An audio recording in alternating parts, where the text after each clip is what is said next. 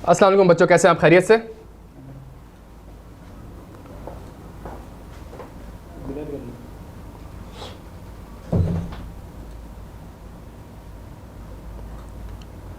बच्चों audio video clear है? चले, बेहतरीन हो गया, बेहतरीन हो गया बच्चों। अच्छा, मुझे सिर्फ आप लोगों का प्यार है बच्चों, सिर्फ 1 से 1.5 घंटा चाहिए, सही है? ये मिल सकता है मुझे? बेहतरीन हो गया। चलें, हमारा फोकस क्या है? हमारा फोकस ये है कि हमने इंशाल्लाह आज के सेशन में, मैंने सब कुछ पहले से करके रखा है ताकि सेशन जल्दी हो जाए, ताकि पता चल जाए, सही है? तभी इसको ऑनलाइन रखा हुआ है और एक अच्छा प्रेजेंटेबल वे में रखा हुआ है ताकि आप लोगों का फ़ायदा हो, आप लोगों को समझ में आ जाए कि सवाल में हाईलाइट क्या करना था, सवाल में किन चीज़ों को यूज़ करके कॉन्सेप्ट डिलीवर करने थे और किस तरीके से कॉन्सेप्ट डिलीवर करने थे, प्रेजेंटेशन क्या होनी चाहिए थी। तो ये सारे काम मैं अल्हम्दुलिल्लाह कर चुका हूँ। बस मुझे आपका 1-1.5 घंटा थोड़ा सा कॉन्सेंट्रेशन के साथ चाहिए, ठीक है?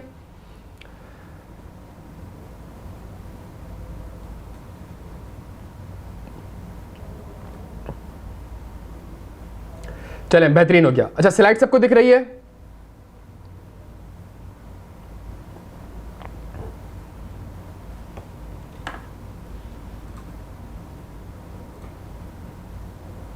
चले, ये हमारे पास पहला सवाल था, ये हमारे पास पहला सवाल था क्वेश्चन नंबर 1, जो कि हमारे पास 12 नंबर का था, ठीक है?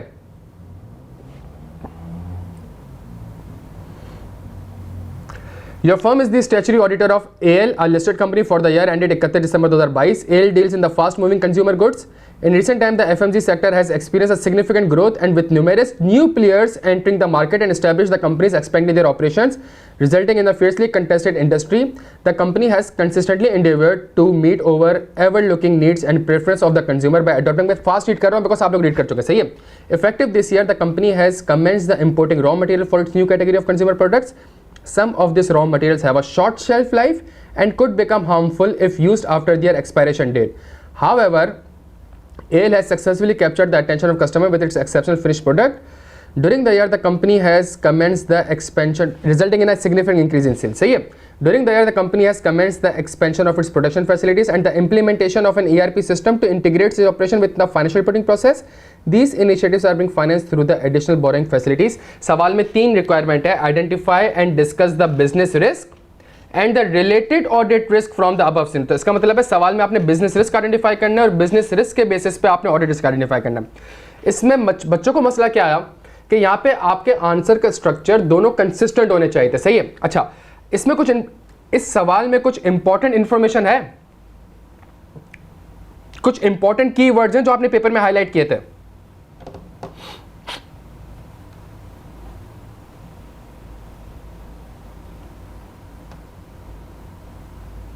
अच्छा, वो कीवर्ड्स क्या आते हैं वो मैं आपको थोड़ा सा एक्सप्लेन कर देता हूं, सही है?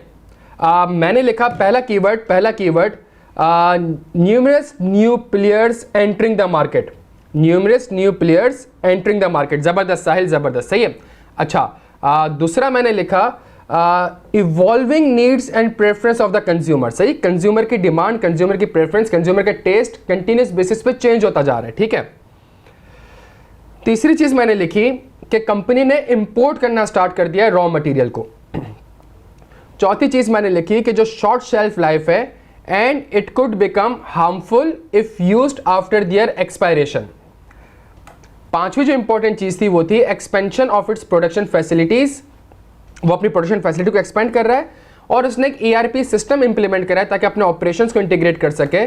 और इसके लिए पैसा कहां से आया? इसके लिए पैसा आया finance through additional boring facilities. क्या यहां तक बात समझ आती है सबके? ये कुछ कीवर्ड्स हैं, ये हाईलाइट हुए थे पेपर में, मतलब पेपर रीड करते हुए आपने इनको हाईलाइट किया था।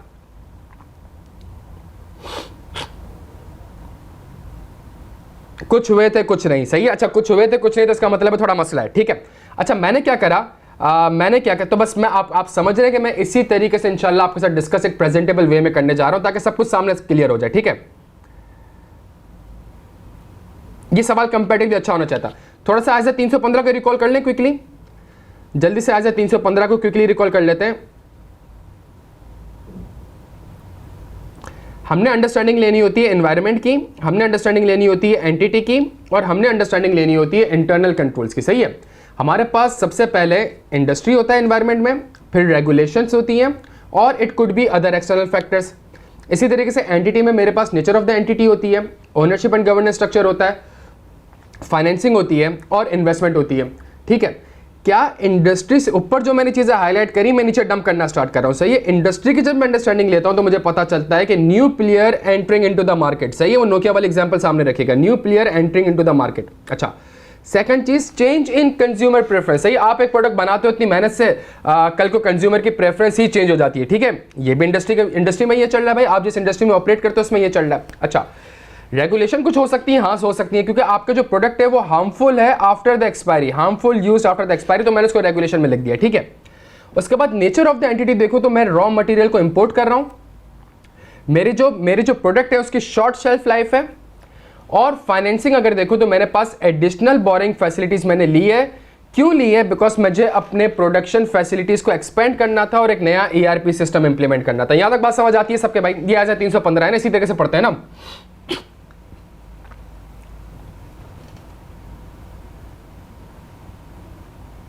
ये क्लियर है बच्चों? बेहतरीन हो गया, बेहतरीन हो गया। सही है, तो आज 315 पढ़ते हैं इस तरीके से हम। सही है, और इन्हीं के बेसिस में हम बिजनेस रिस्क और रिस्क आइडेंटिफाई करते हैं। थोड़ा सा और आगे, तो आप समझ रहे हैं मैंने करा कुछ नहीं है। ऊपर सवाल में जो इन्फॉर्मेशन दी हुई थी, ऊपर सवाल में जो इन्फॉर्मेशन मुझे दी हुई थी, बस उन इन्फॉर्मेशन को नीचे मैंने एज 315 में रिकॉल करवाने के लिए सिर्फ और सिर्फ यहाँ पे लिख दिया। सही है, सिर्फ और सिर्फ मैंने यहाँ पे इसको लिख दिया। एक काम करते हैं, सजेस्टेड आंसर। सबसे पहली चीज, अगर आपको बिजनेस रिस्क आइडेंटिफाई करना है तो इसका मतलब है कोई ना कोई सवाल में फैक्टर्स दिए हुए होंगे। ठीक है, वो फैक्टर्स क्या आते हैं? वो जो ऊपर मैंने आपको बॉक्सेस बनाए उनको मैं वापस से नीचे रिप्रोड्यूस कर रहा हूं। सही है, बिकॉज अगर आपको बिजनेस रिस्क आइडेंटिफाई करना है और ऑडिट रिस्क आइडेंटिफाई करना है तो फैक्टर सवाल में मौजूद होंगे बच्चों। ये क्लियर हम सारे यहाँ पे? तो मैंने पहले फैक्टर लिखा कि new player entering into the market. सही है, इसकी वजह से बिजनेस रिस्क क्या हो सकता है बच्चों? इसकी वजह से बिजनेस रिस्क क्या हो सकता है? अगर न्यू प्लेयर मार्केट में आ रहे हैं तो मुझे क्या डर लगेगा?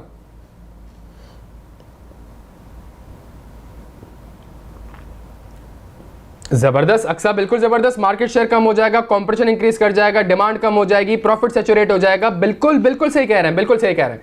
ये चीज मैंने लिख दी कि जी sales will be decline, revenue decline कर जाएगा।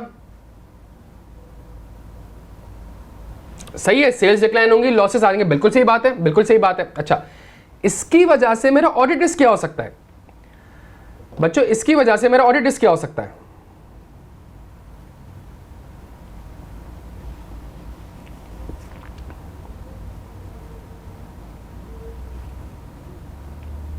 देखिए, अगर आपने ये लिखा है कि रेवेन्यू ओवरस्टेट हो सकता है, गलत लिखा है आपने। अगर आपने पेपर में ये लिख कर आए कि सेल्स ओवरस्टेटेड है, ये अगर आप लिख कर आए, ये गलत लिख कर आए। सही है, फेक सेल्स अगर आप लिख कर आए, गलत लिख कर आए। ठीक है, ये बाद में रिस्क आएगा, मैं आपको बताऊंगा कब आएगा। तो मैंने कहा कि भाई ऑडिट रिस्क क्या हो सकता है? ऑडिट रिस्क जी मेरा पीपी और इन्वेंट्री इंपेयर्ड हो जाएगा, बिकॉज कंपनी मैन्युफैक्चरिंग एंटिटी है, कंपनी मैन्युफैक्चरिंग एंटिटी है। तो अगर रेवेन्यू डिक्लाइन कर जाएंगे तो इसका मतलब मेरा प्रोडक्ट तो बिकेगा ही नहीं। मेरा प्रोडक्ट नहीं बिकेगा तो इसका मतलब है कि मेरी इन्वेंट्री इंपेयर्ड हो जाएगी। जब प्रोडक्ट बिकेगा ही नहीं तो इसका मतलब प्लांट प्रोडक्शन ही नहीं कर रहा होगा। जब प्लांट प्रोडक्शन ही नहीं कर रहा होगा तो पड़े पड़े सड़ जाएगा वो। तो ये दो चीजें आ गई हमारे पास। क्या यहां तक बात समझ आती है?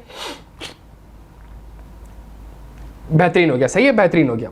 अच्छा, दूसरी चीज, वही जो सवाल में ऊपर बॉक्स बनाया हुआ था उसको मैंने नीचे लिखा और मैंने कहा जिशान ये जो आप बात कर रहे हैं ना, ये मैं एंड में एक्सप्लेन करूंगा आपको मेरा बच्चा जी। ये जो आप बात कर रहे हैं ना, मैं उसको एंड में एक्सप्लेन करूंगा। सही है। अच्छा, अगर आप ये लिख कर आगे fake sales, over statement of revenue, going concern, ये गलत लिख कर आए, ये गलत लिख कर आए, मैं आपको एक्सप्लेन करूंगा उसका रीजन। सही है। चेंजेस इन कस्टमर प्रेफरेंस, सही है, कस्टमर की वही ऊपर से बॉक्स मैंने लिया, कॉपी करा फैक्टर में। मैंने कहा अगर कंज्यूमर की प्रेफरेंस चेंज हो रही है तो मैं एक अगर सेट बैठा हुआ हूं, मैं अगर एक बिजनेस चला रहा हूं तो मेरा रिस्क क्या है?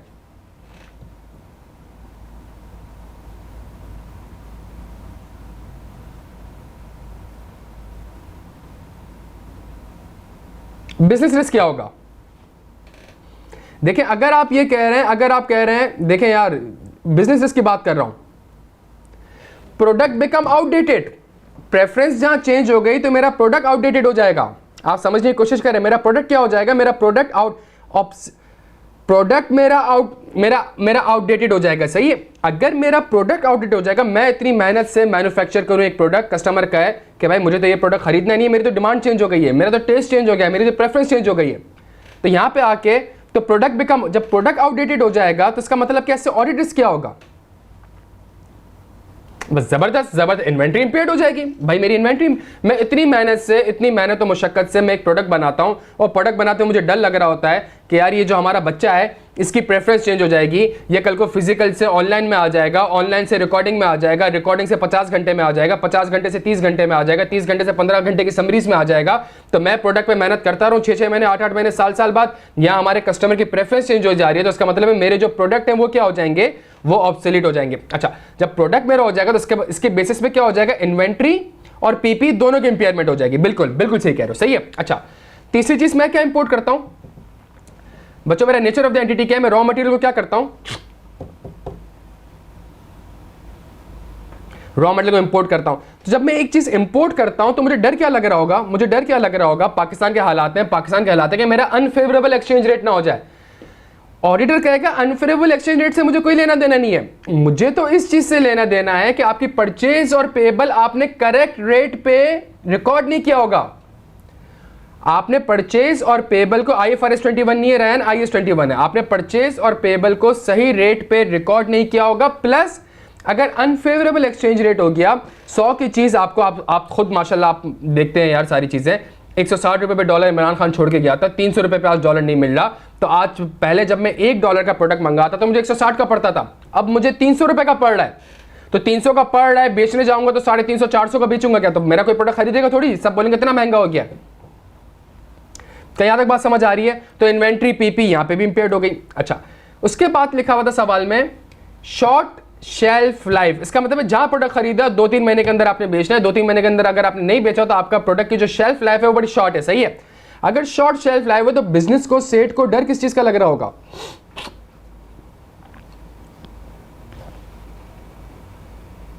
जबरदस्त जबरदस्त जबरदस्त जबरदस्त कि इन्वेंट्री एक्सपायर हो जाएगी, बेहतरीन, इन्वेंट्री एक्सपायर हो जाएगी।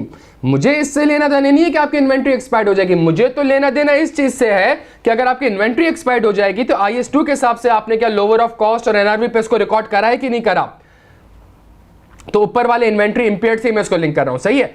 और harmful after expiry, harmful after expiry, मेरी बात सुनिएगा, हार्मफुल आफ्टर एक्सपायरी, आपका जो प्रोडक्ट है वो एक्सपायरी के बाद अगर आप यूज करेंगे तो हार्मफुल होगा। तो सेठ को हमेशा डर कैसे लग रहा होगा, सेठ किसी कस्टमर को देख रहा है कि वो एक प्रोडक्ट उसका यूज कर रहा है, उसको डर किस चीज का लग रहा होगा,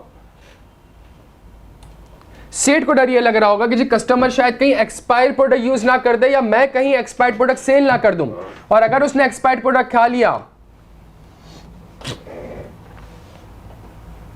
तो इसका मतलब है वो आपके ऊपर केस करेगा। जब वो आपके ऊपर केस करेगा तो कोई प्रोविजन, एंड ऑडिटर को ये कंसर्न नहीं है कि सामने वाला बंदा जीता है कि मरता है, कि वो अपाहिज हो जाता है या फिर यतीम व मस्कीन हो जाता है, उससे उसको लेना देना ही नहीं है। वो कहता है भाई ये मसला है, ये रिस्क है, इसकी वजह से एज एन ऑडिटर मेरा रिस्क ये है कि आपने एक प्रोविजन या कॉन्टिजेंट लायबिलिटी रिकॉर्ड नहीं करी होगी। सेठ आपके सामने कहेगा कि यार मुझे डर लग रहा है कि कहीं बंदा मर ना जाए, आप कहोगे भाई मुझे तो इस चीज का डर ही नहीं है कि बंदा मरेगा कि नहीं मरेगा, मुझे तो इस चीज का डर है कि एफएस में आपने इसका प्रोविजन या कॉन्टिजेंट लायबिलिटी डिस्क्लोज करी है कि नहीं करी। क्या यहां तक बात समझ आ रही है बच्चों? बेहतरीन हो गया। फिर उसके बाद उसने अपनी प्रोडक्शन फैसिलिटीज को एक्सपेंड करा। आप यूं समझे कि हमने एक कैंपस से दूसरा कैंपस खोला, दूसरे कैंपस से तीसरा कैंपस खोला, तीसरे कैंपस से चौथा कैंपस खोला। कैंपस खोलते हुए डर किस चीज का लग रहा होगा भाई, कैंपस खोलते हुए डर किस चीज का लग रहा होगा, बच्चा आएगा नहीं आएगा, चलेगा नहीं चलेगा, आई कैप की डिमांड रहेगी नहीं रहेगी, सीए की डिमांड रहेगी नहीं रहेगी, सही एडमिशन होंगे नहीं होंगे, ये सारे डर मुझे लगेंगे कि मेरे कैंपस की ऑप्टिमाइज प्रोडक्शन ही ना हो रही हो। सही है, कैंपस की, अगर कैंपस की ऑप्टिमाइज प्रोडक्शन नहीं हो रही और सेठ आपके सामने बैठ के रो रहा है कि यार मुझे डर लग रहा है कि मेरा कैंपस चलेगा या नहीं चलेगा, तो आप क्या कहेंगे बच्चों, आप क्या कहेंगे?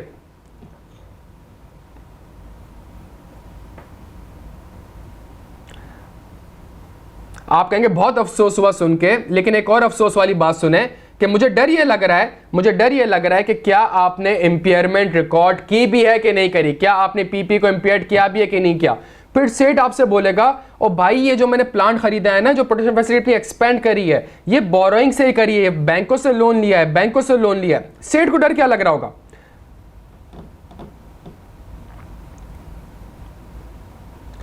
सेठ को डर लग रहा होगा पता नहीं मैं रीपे कर सकूं ना कर सकूं, कहीं मेरे कैश फ्लोज के इश्यूज ना हो जाएं, कहीं मुझे कैश फ्लोज का इश्यू ना हो जाए, ये सेठ को डर लग रहा होगा। कैश फ्लो का इश्यू होना ऑडिट रिस्क नहीं है। कैश फ्लो का इश्यू जब होगा तो इससे आपको as an auditor audit risk क्या आइडेंटिफाई करोगे कि कोवेनेंट ब्रीच हो जाएंगे, कोवेनेंट ब्रीच हो जाएंगे, या आप डिफॉल्ट कर जाओगे जिसकी वजह से non current liability current liability में क्लासिफाई हो जाएगी और गोइंग कंसर्न का रिस्क भी आइडेंटिफाई हो जाएगा। क्या यहां तक बात समझ आती है मेरे प्यारे बच्चों?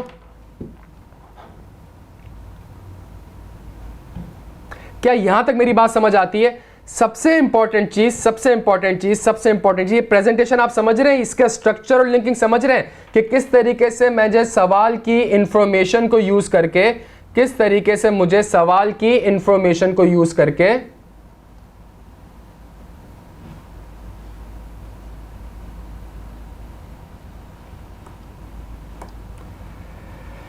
किस तरह मुझे सवाल की इंफॉर्मेशन को मेरे प्यारे बच्चों यूज करके मुझे बिजनेस रिस्क से लिंक करना था और इन्हीं बिजनेस रिस्क को मुझे ऑडिट रिस्क से लिंक करना था। इसने सवाल में आपसे सिर्फ लिंक पूछा है, ये तो सवाल से कॉपी पेस्ट करना था, ये तो सवाल से कॉपी पेस्ट करना था। तो ये जो आंसर्स हमने लिखे हैं ये कहीं आइजा में थोड़ी बताए गए, बिजनेस रिस्क के ऊपर तो आइजा ने सिर्फ एक लाइन बताई है, सही है। और अगर आप ऑडिट रिस्क देखें तो यहां पे IS 36 आ गया, बिकॉज ऑडिट रिस्क है क्या, FS में not be equal to IFRS, तो यहां पे IS 2 आ गया और IS 36 आ गया, सही है। यहां पे IS 21 आ गया, यहां पे IS 37 आ गया, यहां पे IS 1 गोइंग कंसर्न और कोवेनेंट आ गया। लेकिन एक मजे की बात सुने, सही है, लेकिन एक मजे की बात सुने प्यारे बच्चों, मजे की बात सुने, ये समझ आया ये पेपर में किसी ने लिखा था?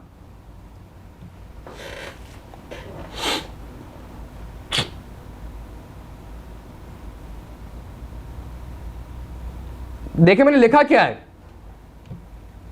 बच्चों, ये लिखे इंसेंटिव और pressure to commit fraud, incentive और pressure to commit fraudulent financial reporting. क्यों? कंपनी लिस्टेड है, कंपनी लिस्टेड है और मार्केट में नए कॉम्पिटिटर आ गए, प्रोडक्ट आपका चेंज हो रहा है, बैंक से आपने लोन लिया हुआ है, ये सारे के सारे इंसेंटिव और प्रेशर ही तो है जो कि आपको कन्विंस करेंगे, आपकी नियत उजागर करेंगे to commit the fraudulent financial reporting. मेरे प्यारे बच्चों, क्या यहां तक बात समझ आती है? रैयान साहब, audit risk include the normal audit risk and the fraud risk, ये कैसी बात कर दी आपने? क्लास में तो मैंने सीफैप का सवाल कराया था 20 नंबर का, जिसके अंदर एक सवाल के अंदर ऑडिट रिस्क भी था और फ्रॉड रिस्क भी था, ये कैसी बात कर दी आपने यार? अगर सवाल में लिखा हुआ था कि जो इन्वेंट्री है वो उसका साइज स्मॉल है लेकिन एक्सट्रीमली एक्सपेंसिव है, तो आप क्या रिस्क आइडेंटिफाई करते हैं?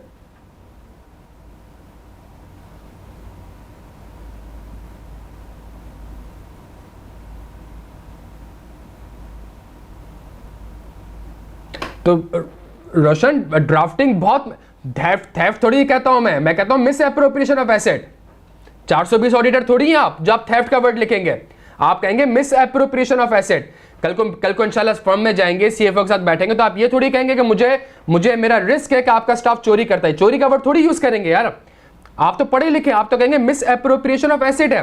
क्यों है? बिकॉज स्टाफ के पास अपॉर्चुनिटी है। बच्चों समझ आ रहे हैं यहां पे? ये हैंडआउट भी मिल जाएगा, ये प्रेजेंटेशन भी मिल जाएगी, सही है। स्ट्रक्चर ऑन लिंकिंग ये होनी चाहिए। अब मुझे बताएं, अगर आपके पास किताब में आइजा भी होता या आपके पास ओपन बुक पॉलिसी भी होती या आप अपनी अपनी किताब भी लेके गए हुए होते, क्या इस क्वेश्चन नंबर 1 में आपको कोई हेल्प मिलनी थी? किताब से या चीजों से कोई हेल्प मिलनी थी? बस आपको यह समझाने की कोशिश करो, इसके ऊपर ज्यादा फोकस करना है हमने लिंकिंग और लॉजिक के ऊपर ज्यादा फोकस करना है प्यारे बच्चों, सही है। हर चीज के बिजनेस रिस्क में आपको कहीं पे भी IFRS नहीं दिखेगा, बिजनेस रिस्क पे आपको कहीं पे भी IFRS नहीं दिखेगा। क्या IFRS मना करता है कि सेल्स डिक्लाइन नहीं होनी चाहिए?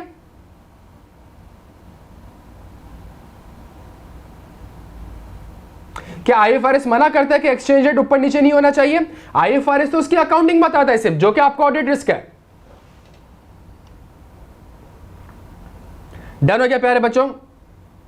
और एक चीज इसके अंदर और थी, ERP वाली कि जब आप अपना सिस्टम चेंज करते हो तो इससे एक रिस्क अराइज ये हो सकता है कि जो आपका डेटा होगा वो कंप्लीट एंड एक्यूरेट नहीं होगा। पीआईए पे डिस्क्लेमर किया था, पीआईए पे इसकी वजह से डिस्क्लेमर किया था। पीआईए ने अपना नया ईआरपी इंस्टॉल किया था जिसकी वजह से पुराने डेटा को नए पे माइग्रेट करने जा रहे थे और डेटा कंप्लीटली और एक्यूरेटली माइग्रेट नहीं हो सका था। तो इसका ये तो एक एफएस लेवल का रिस्क है कि जी आपका डेटा ही कंप्लीट और एक्यूरेटली माइग्रेट ना हुआ हो।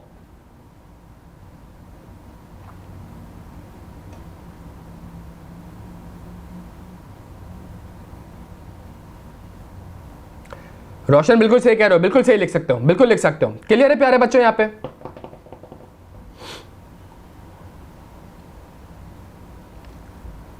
कुछ फायदा हो रहा है? आगे सवाल और ट्रिकी है, आगे सवालों में जो हुआ है आप सोच नहीं सकते। यहां फिर बच्चों की परफॉर्मेंस अच्छी होनी चाहिए थी।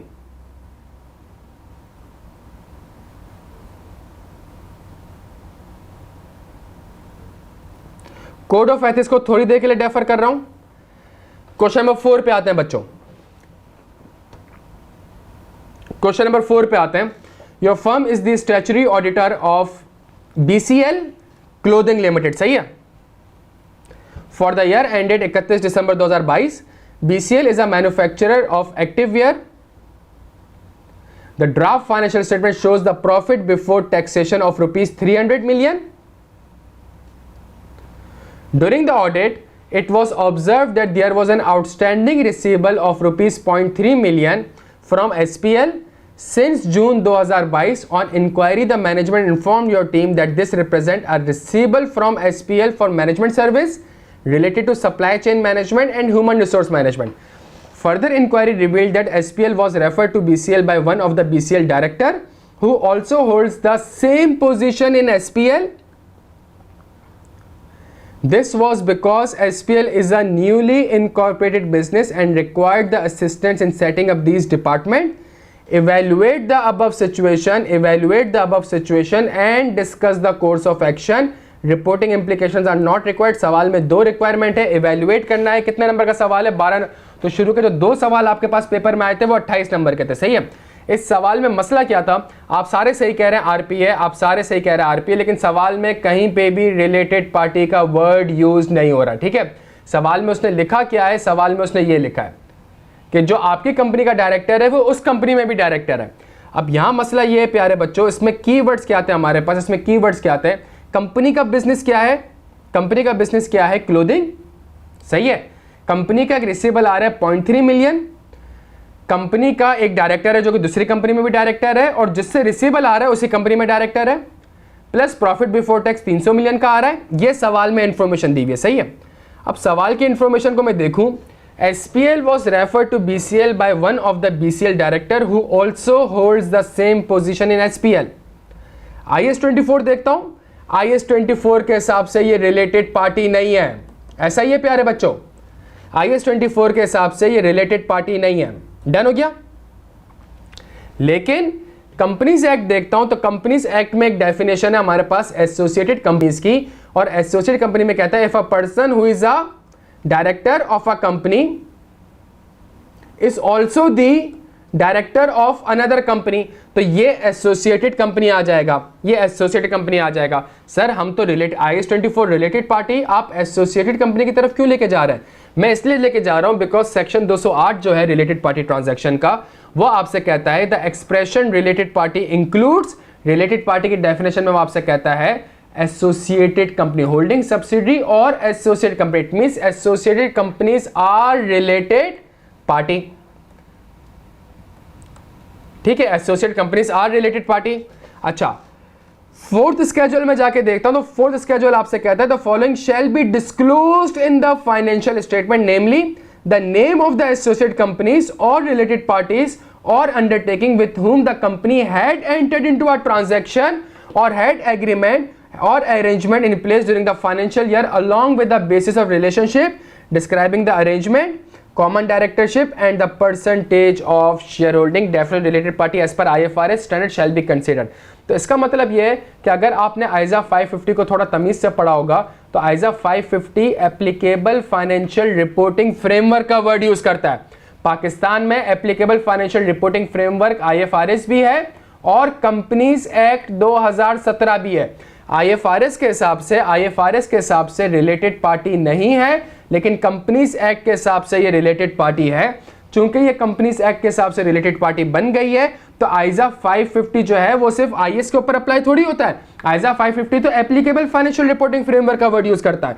आइजा 200 भी IFRS का वर्ड थोड़ी यूज करता है। आइजा 200 भी आपसे एप्लीकेबल फाइनेंशियल रिपोर्टिंग फ्रेमवर्क का यूज करता है। आइजा 210 भी आपसे एप्लीकेबल फाइनेंशियल रिपोर्टिंग फ्रेमवर्क, आइजा 560 भी एप्लीकेबल फाइनेंशियल रिपोर्टिंग फ्रेमवर्क।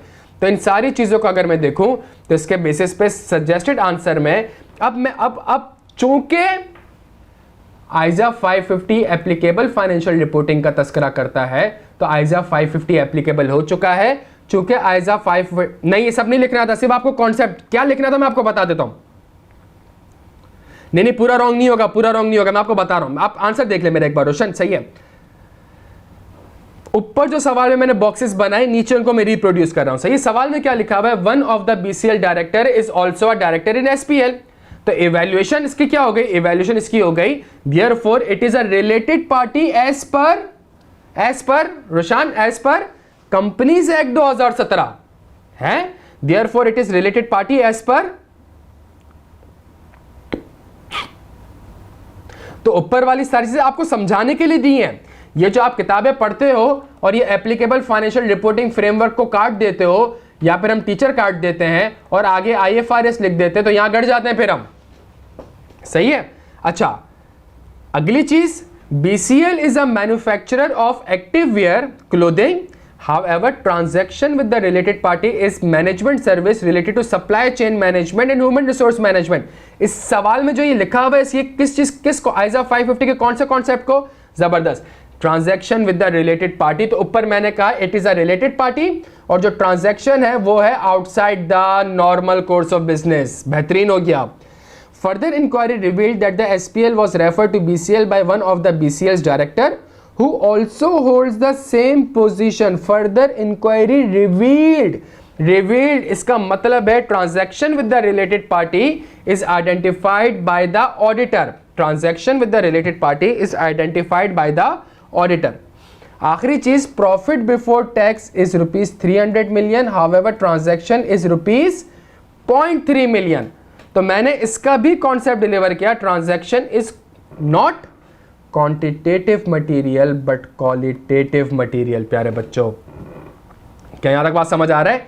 ये जो 4 इवैल्यूएशन मैंने आपके सामने लिखी है, 1 2 3 4, इसके 4 से 5 मार्क्स थे, इसके 4 से 5 मार्क्स थे। अच्छा, फिर आगे जब मैंने इवैल्यूएशन कर दी तो फिर तो कोई मसला ही नहीं था, outside the normal course of business है, तो मैंने outside the normal course of business के प्रोसीजर लिख दिया। और चूंकि न्यू रिलेटेड पार्टी आपने आइडेंटिफाई करी है, तो न्यू रिलेटेड आइडेंटिफाई के मैंने ये प्रोसीजर लिख दिया। अगर आपने आर्म्स लेंथ लिखा है तो गलत लिखा है। मैंने क्लास में कहा भी था, आर्म्स लेंथ तब लिखते हैं जब सवाल में कैटेगोरिकली मेंशन हो कि मैनेजमेंट ने FS में डिस्क्लोज किया है कि transaction with the related party are at arms length. तो आर्म्स लेंथ किसी ने लिखा था बच्चों?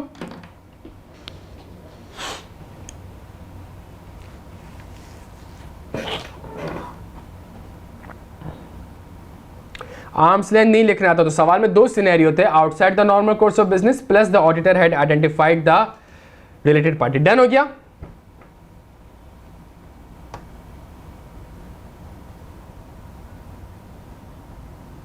अच्छा, तीसरी चीज, जिशान आइडेंटिफाई का ऐसे पता चला, मुबशिर साहब कह रहे हैं कि सर देखें गलती एक्सेप्ट करेंगे मुबशिर साहब, इंशाल्लाह पास करेंगे। सही है। अगर आप ये कह रहे हैं कि हाँ मैंने ऐसे ही लिखा था, मैंने ऐसे लिखा, ये अपने आप को धोखा दे रहे हैं। सही है, अपने आप को धोखा देने वाली बात है। तो मुबशिर साहब देखें क्या लिख रहे हैं, मुबशिर साहब लिख रहे हैं कि सर मैंने रिसीवेबल के सब्सटेंटिव लिख दिए थे, तो 12 नंबर आपके गए, नीचे 4 नंबर भी आपके गए, 16 नंबर स्ट्रेट आपके गए, और आपने कोई 25-30 मिनट इस सवाल में लगा दिए होंगे।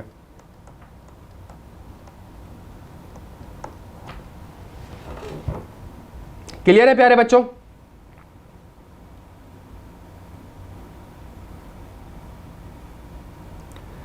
रिप्रेजेंटेशन जब मुझे लेनी होती है, मैं 2 चीजों पे लेता हूं, एक एप्लीकेबल फाइनेंशियल रिपोर्टिंग फ्रेमवर्क पे और ऑल द इन्फॉर्मेशन डिस्क्लोज पे। तो related party relationship and transaction have been appropriately accounted for and disclose in accordance with the requirement of IAS 24 and companies act 2017। Ahmed Ali 2 minute तो बताता हूँ, सही, 2 minute तो बताता हूँ, सही है। दूसरा, ऑल द इन्फॉर्मेशन डिस्क्लोज, तो we have disclose to you the identity of the entities related party and all the related party relationship transaction of which we are aware. तो ये 2 रिटर्न रिप्रेजेंटेशन जो कि स्पेसिफिक रिटर्न रिप्रेजेंटेशन है आइजा 580 के हिसाब से, ये आपने ऑब्टेन करनी थी। डन हो गया बच्चों? कुछ बच्चे कह रहे हैं सर आपने ये क्यों लिखा सवाल में, आपने ये क्यों लिखा सवाल में कि आपने रिलेटेड पार्टी आइडेंटिफाई करी। इसके तो हमने बेतहाशा क्लास में सवाल करे थे बच्चों। अगर आप सवाल देखें, further inquiry revealed that the SPL was referred to BCL by one of the BCL director who also holds the same position in SPL. Further inquiry, तो इंक्वायरी कौन करता है प्यारे बच्चों? इंक्वायरी कौन करता है? इंक्वायरी तो ऑडिटर करता है।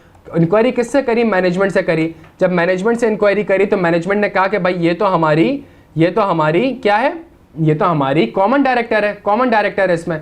जब कॉमन डायरेक्टर, इसका मतलब है ऑडिटर ने ये मालूम करवाया कि कॉमन डायरेक्टर है, जिसकी वजह से ये आपकी रिलेटेड पार्टी है। मैनेजमेंट ने आपको कम्युनिकेट नहीं किया था।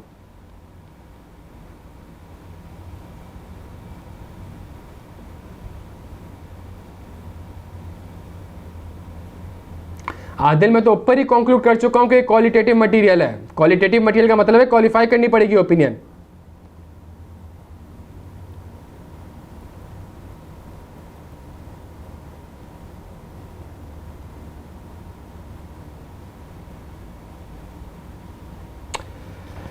ये सवाल,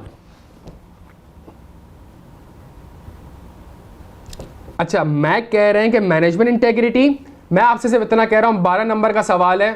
4 नंबर मैंने इवैल्यूएशन में ले लिए, 4 नंबर मैंने outside the normal course of business में ले लिए। मैंने 6 पॉइंट्स इसको लिख दिए, 6 पॉइंट्स इसको लिख के दे दिए। किसके? कंप्लीटनेस के। जो मैंने रिलेटेड पार्टी आइडेंटिफाई करी है, मुझे इसके भी 4 नंबर मिल जाने चाहिए। मुझे 12 मार्क्स मिल चुके हैं। मैं क्यों अपने आंसर को फ्रॉड की तरफ लेके जाऊं? क्यों अपने आंसर को फ्रॉड? और 0.3 मिलियन का कंपनी फ्रॉड करेगी? 300 मिलियन का प्रॉफिट है, 0.3 मिलियन का फ्रॉड करेगी? नहीं, सवाल में फ्रॉड की इंप्लीकेशन ही नहीं है। जब सवाल में फ्रॉड की इंप्लीकेशन नहीं है तो आपकी हिम्मत कैसे हुई फ्रॉड लिखने की? फ्रॉड तब लिखते हैं जब फ्रॉड की इंप्लीकेशन होती है।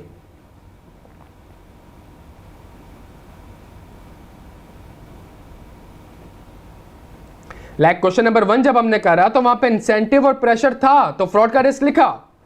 ऊपर सवाल में कहीं मुझे कोई फ्रॉड का रिस्क फैक्टर बता दे सवाल में, तो अगर आप 4, 5, 8 नंबर फ्रॉड लिखकर आ गए या फ्रॉड की रिटर्न रिप्रेजेंटेशन लिखकर आ गए तो आपने गलत लिख दिया है। मुझे बता दे सवाल में कोई फ्रॉड रिस्क फैक्टर दिया। फ्रॉड तब इंप्लीमेंट होता है when there is a fraud risk factor.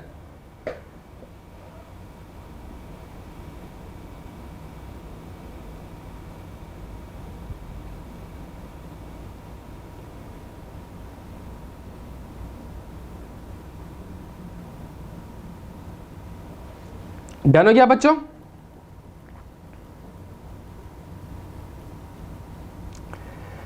ये एक बड़ा ही ट्रिकी सवाल है।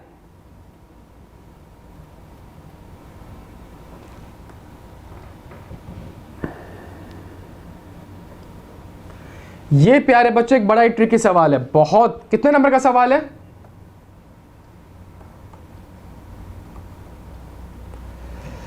दस नंबर का। और बहुत से बच्चे ने इसमें थोड़ी सी गलतियां करी होंगी, सही है। Your firm is the ex, बच्चों फायदा हो रहा है कुछ?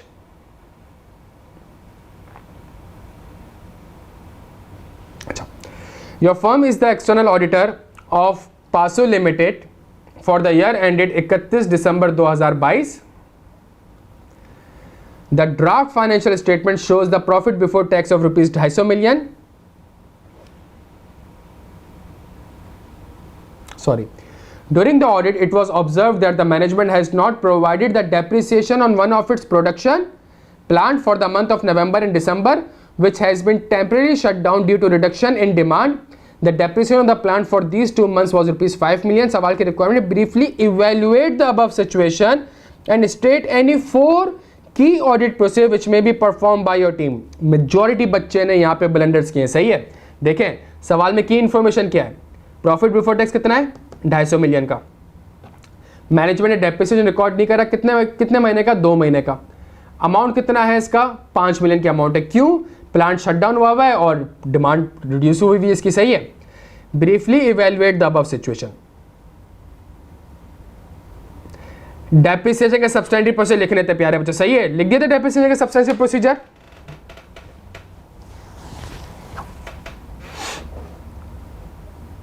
बेहतरीन बेहतरीन, सही है। सुने आप मेरी बात।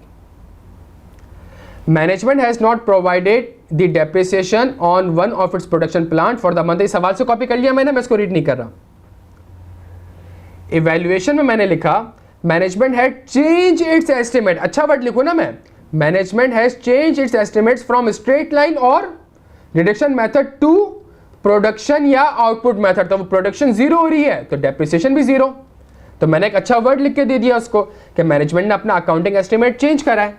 अच्छा, प्रोसीजर, जब भी मैनेजमेंट एस्टिमेट चेंज करती है तो मैं इवैल्यूएट करता हूं कि क्या वाकई में सर्कमस्टेंसेस चेंज हुए हैं that result in a change in depreciation method. फिर डेप्रिसिएशन चेंज तो एस्टिमेट का चेंज है, और जितने भी एस्टिमेट चेंज होते हैं तो आपने ये देखना होता है कि क्या वाकई में सर्कमस्टेंसेस चेंज हुई भी हैं कि नहीं हुई। बच्चों क्या यहां तक बात समझ आती है?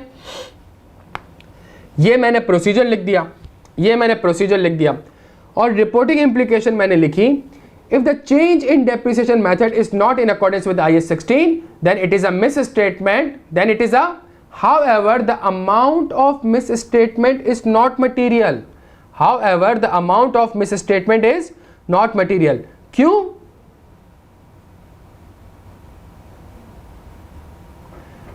अमाउंट कितनी है? अगर ये गलत है तो मिस स्टेटमेंट की अमाउंट कितनी हो गई? प्रॉफिट बिफोर टैक्स कितना है? 250 मिलियन। इसका 5% भी ले लूं अगर मैं, कितना बनता है प्यारे बच्चों? 12.5 मिलियन। सही है, 12.5 मिलियन। तो मेरी मटीरियलिटी 12.5 मिलियन है।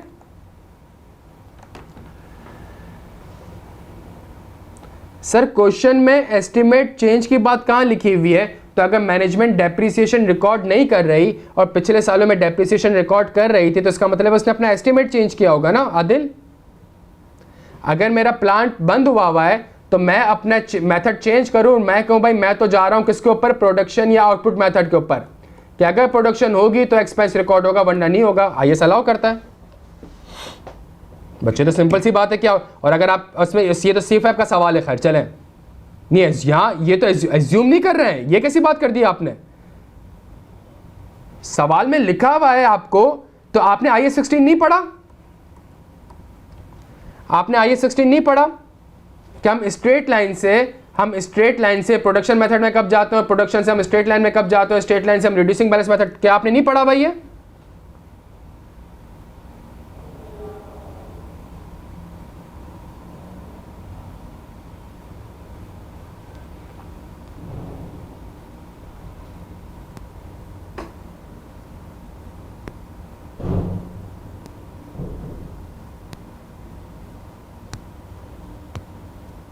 नहीं, ये इंटेंशनली का वर्ड कहां से लेकर आ गए आप, मुझे बताएंगे? ये इंटेंशनली का वर्ड कहां से लेकर आ गए? ये आपने ये कैसे कहते हैं कि मैनेजमेंट ने जानबूझ के नहीं? सवाल में ऐसा क्या लिखा हुआ है जिसकी बेसिस पे आप ये कहते हैं कि मैनेजमेंट ने जानबूझ के नहीं किया होगा? मैं डिस्कस कर रहा हूं बेटा, सारी चीजें डिस्कस, गोइंग कंसर्न भी डिस्कस करूंगा। 3-4 लानते अपने मुंह पे अभी से रखें, गोइंग कंसर्न भी डिस्कस करूंगा।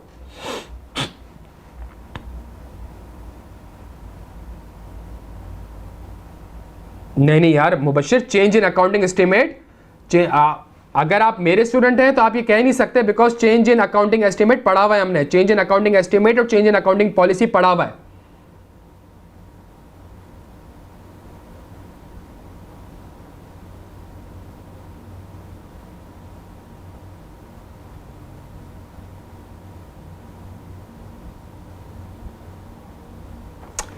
अच्छा मुझे एक बात बताएं, मैनेजमेंट ने कितने महीने का एक्सपेंस रिकॉर्ड नहीं करा?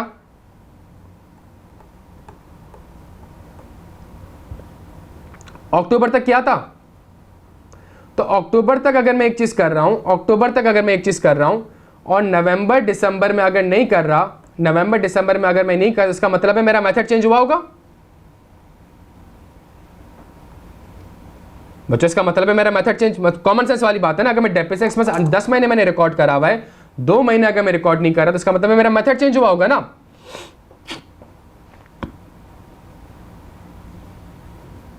हाँ हाँ, तो शटडाउन की वजह से वो कह रहे हैं भाई शटडाउन है प्लांट तो मैं क्यों रिकॉर्ड करूं डेप्रिसिएशन, तो इसका मतलब है आपका एस्टिमेट चेंज हो रहा है, आप अपना एस्टिमेट चेंज कर रहे हैं।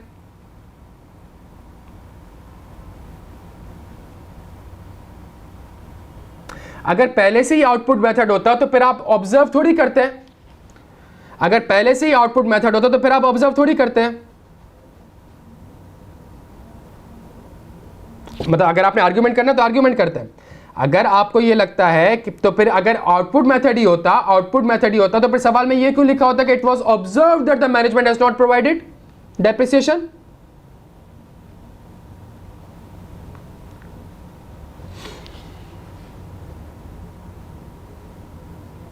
तो फिर ऑब्जर्व तो नहीं होता ना मेरे भाई,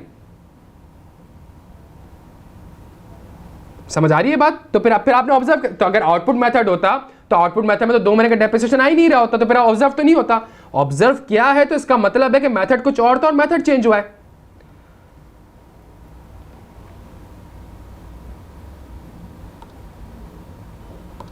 अच्छा, तो मैंने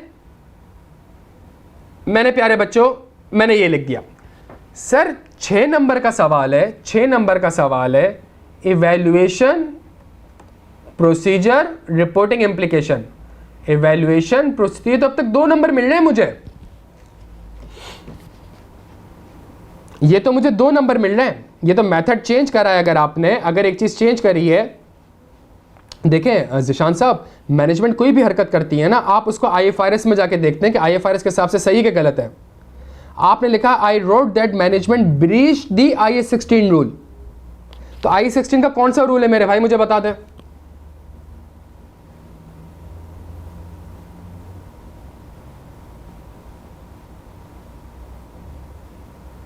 ये IAS16 का कौन सा रूल है मुझे बता। डेप्रिसिएशन मेथड ही है ना यार, मेथड चेंज करा है ना, तब तो डेप्रिसिएशन रिकॉर्ड नहीं हुई। अच्छा प्यारे बच्चों सवाल, लेकिन अब तक तो मुझे 6 में से 2 मार्क्स मिल रहे हैं, तो बाकी 4 मार्क्स किस चीज के मेरे बच्चों, जल्दी छेती छेती, बाकी 4 मार्क्स किस चीज के।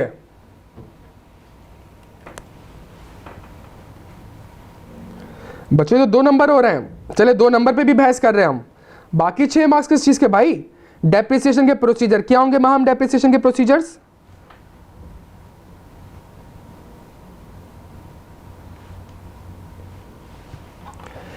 क्या होंगे डेप्रिसिएशन के प्रोसीजर।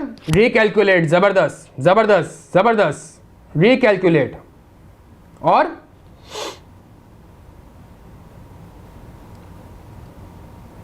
एक्सपर्ट।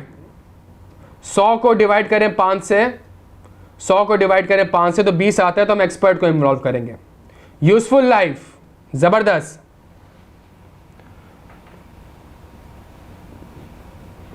यूजफुल लाइफ, लांतियों बगैरतों वर्ड पढ़ो। Temporary shutdown due to reduction in demand. आपका प्लांट बंद पड़ा हुआ है यार, आपका प्लांट बंद पड़ा हुआ है, आप कह रहे हो मैं डेप्रिसिएशन को रिकैलकुलेट करूंगा। आपका प्लांट बंद पड़ा हुआ है, आप कह रहे हो कि मैं एक्सपर्ट को बुला के यूजफुल लाइफ वेरीफाई कराऊंगा। आपका प्लांट बंद पड़ा हुआ है इसलिए बिकॉज आपके प्रोडक्ट की डिमांड नहीं है, आपके प्रोडक्ट की डिमांड नहीं, आप कह रहे हो मैं प्लांट को फिजिकली इंस्पेक्ट करूंगा। ओ भाई सबसे बड़ा मसला, the plant may have been impaired, that is the evaluation. The plant may have been impaired, और अगर प्लांट इंपेयर्ड हो गया है तो इंपेयरमेंट ऑफ पीपीई के प्रोसीजर लिखने थे, इंपेयरमेंट ऑफ पीपीई के प्रोसीजर लिखने थे।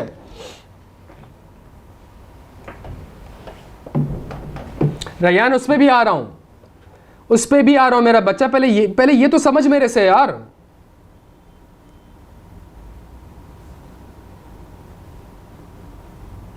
बच्चों समझ आ रही है मेरी बात। How it was too tricky, plant shutdown है, डिमांड में रिडक्शन आई हुई है, ये कॉन्सेप्ट नहीं पढ़े हुए आप लोगों ने।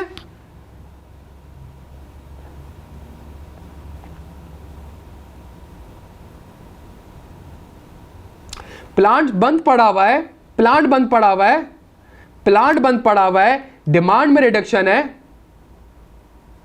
तो 6 मार्क्स है तो 6 मार्क्स तक तो लिखा है भाई, 6 मार्क्स तो लिखा है। 2 चीजें इवैल्यूएशन कर दी, 1 नंबर मिल गया, 4 प्रोसीजर्स लिख दिए, 3 मार्क्स मिल गए होंगे, और रिपोर्टिंग इंप्लीकेशन मैंने कुछ बता दी। सवाल में मेरे पास है क्या, discuss the possible impact on the 10 number का सवाल है भाई। तो 6 नंबर अगर मैं देखूं तो 6 नंबर तो मेरे शुरू के 2 कॉलम के हैं, 2 इवैल्यूएशन लिख दी, 4 प्रोसीजर्स लिख दिए भाई, कहां खड़े में, 4 प्रोसीजर्स लिख दिए, 2 इवैल्यूएशन कर दी।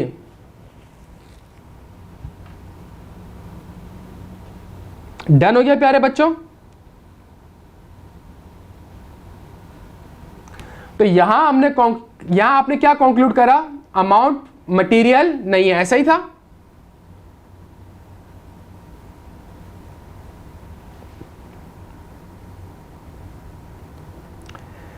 नेवरथलेस, सुनिएगा, ड्राफ्टिंग देखिएगा, nevertheless misstatement is material if individually or in aggregate could materially affect the economic decision of the user of the FS. Therefore, audit needs to evaluate and aggregate the impairment misstatement. सवाल में 2 miss statement हो जाएंगी, एक depreciation की miss statement हो जाएगी, एक impairment की मिस स्टेटमेंट हो जाएगी। दोनों का अगर मैं एग्रीगेट करता हूं तो देयर इज अ पॉसिबिलिटी कि 12.5 मिलियन से एक्सीड कर जाए, देयर इज अ पॉसिबिलिटी कि 12.5 मिलियन से एक्सीड कर जाए मेरे बच्चों। ये पढ़े हुए ना कॉन्सेप्ट, मिस स्टेटमेंट इंडिविजुअली और इन एग्रीगेट, बस ये अप्लाई करना है। मैं आपसे तभी कहता हूं ये थ्योरी से ज्यादा एक अच्छा सिनेरियो बेस्ड पेपर है बच्चों, जहां आपने कॉन्सेप्ट्स को, ये कहां आप IAS 16 में गए, कहां आप IAS 16 में गए, फिर IAS 16 से IAS 36 में गए, फिर IAS 36 से ISA 320 में गए, फिर ISA 320 से आप ISA 705 में गए प्यारे बच्चों। ये 10 नंबर का सवाल है। If the impact is material qualified, material pervasive, adverse, रेशम पूरे मार्क्स कट होंगे। क्यों आपने सवाल में डेप्रिसिएशन रेट को वेरीफाई करना है, यूजफुल लाइफ को क्यों वेरीफाई करना है? सवाल में यूजफुल लाइफ का ऐसा मसला नहीं है, आपने क्यों रिकैलकुलेट करना है? जब हालांकि डेप्रिसिएशन तो रिकॉर्ड ही नहीं हुआ तो जीरो को रिकैलकुलेट करेंगे आप? जीरो को भी कोई रिकैलकुलेट करता है?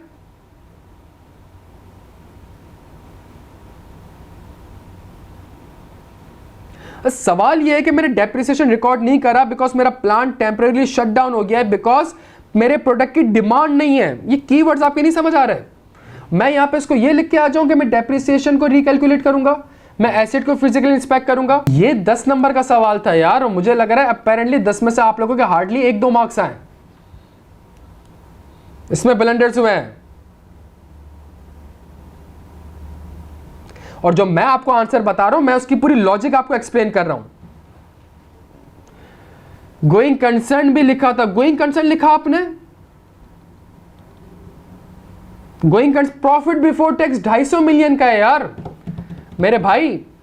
सवाल में एक चीज आपको दे रहा है कि प्रॉफिट बिफोर टैक्स 250 मिलियन का प्रॉफिट बिफोर टैक्स है। मैं 10 मार्क्स ऑलरेडी सिक्योर कर चुका हूं। एक कंपनी प्रॉफिटेबल है यार, पूरे 10 महीने उसने माल बेचा है, आखिरी के 2 महीने प्लांट बंद हुआ है बिकॉज शटडाउन हुआ है।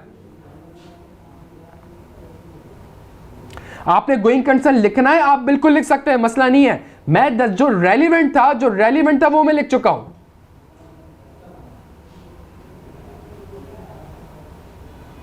और सवाल में उसने आपको तभी लिमिट कर दिया स्टेट एनी 4 की ऑडिट प्रोसीजर, तो उसने आपको बड़ा लिमिट कर दिया 6 नंबर पे कि आपने 4 प्रोसीजर लिखने हैं, 4 प्रोसीजर लिखने हैं आपने।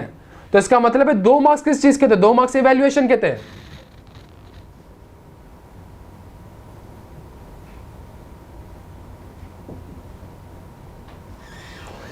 और हमेशा के लिए शटडाउन नहीं हुआ है, टेम्परेरी शटडाउन हुआ है, टेम्परेरी शटडाउन हुआ है। तो सवाल में उसने एक हिंट दे दी है कि प्लांट टेम्परेरी वापस चल जाएगा।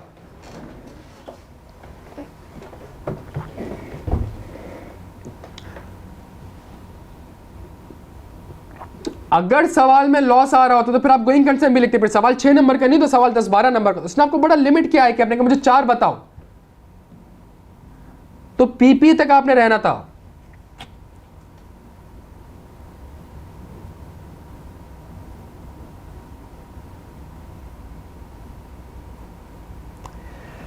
Part B, NDL has provided the audit team with the year-end inventory records showing for each product the date of the last purchase, the date of the last sale, cost, selling price, quantity and year-end valuation.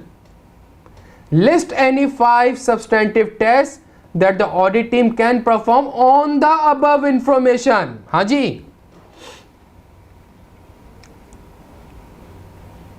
क्या लिखे? Inventory के substantive procedure. क्या inventory के substantive procedure?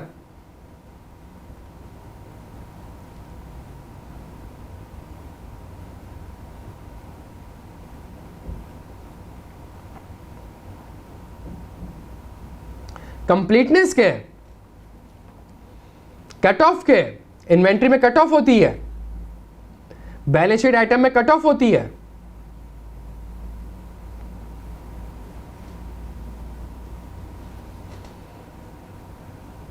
बताए ना बच्चों 5 number. बच्चों सवाल में वो कह रहा है in the above information. Inventory register में date of the last purchase आ रही है. Date of the last purchase कहां से वेरीफाई होगी कि वाकई में इन्वेंट्री इसी तारीख को खरीदी गई है? Goods receive note. Date of the last sale, कौन सा ऐसा डॉक्यूमेंट देख लो इससे मुझे लास्ट सेल की डेट पता चल जाए? Goods delivery note. कौन सा ऐसा डॉक्यूमेंट है कि मुझे कॉस्ट पता चल जाए? Purchase invoice. कौन सा ऐसा डॉक्यूमेंट इससे मुझे सेलिंग प्राइस पता चल जाए? सेल्स इनवॉइस या ऑथराइज प्राइस लिस्ट. कौन सा ऐसा डॉक्यूमेंट इससे ईयर एंड की वैल्यूएशन पता चल जाए? Subsequent sales price. Subsequently inventory कितने की बिकी? ये लिखना था प्यारे बच्चों, ये लिखना था. Verify the last purchase from goods receive note, verify the last sale from goods delivery note, compare the dates to identify old and obsolete inventory, verify the quantity from physical inventory count, inspect the authorized price list to verify the sales price, inspect the subsequent sales price to verify the year-end valuation, sales price, quantity, last sale date, last purchase date. ये सारे सवाल में दिए हुए थे. एक document लिखा, मैंने उसको बता दिया किस तरह वेरीफाई करना है. आप लोग पता नहीं कहाँ कंप्लीटनेस में चले गए. Select sample from warehouse and trace it to the inventory register. क्यों भाई? जब वो कह रहा है अबव इन्फॉर्मेशन, तो अबव इन्फॉर्मेशन जो लिखा हुआ आ रहा है उसको बताओ कि अबव इन्फॉर्मेशन यहां से वेरीफाई हो सकती है. तुम लोगों ने सोचा लिस्ट लिखा हुआ है तो मतलब वही आई के पुरानी औकात में आ गया है कि 5 सब्सटेंटिव लिख दो तो 5 मार्क्स मिल जाएंगे. इन्वेंट्री के कोई भी 5 सब्सटेंटिव लिख दो तो 5 मार्क्स मिल जाएंगे.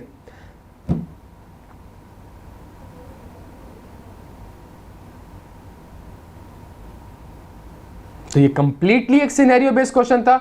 ये तो इसने आपको एक लॉलीपॉप दी कि बच्चा बोले वाह वाह सबसे आसान सवाल, सबसे आखिरी सवाल है, सबसे पहले करूंगा. ये तो उसने आपको लॉलीपॉप दी.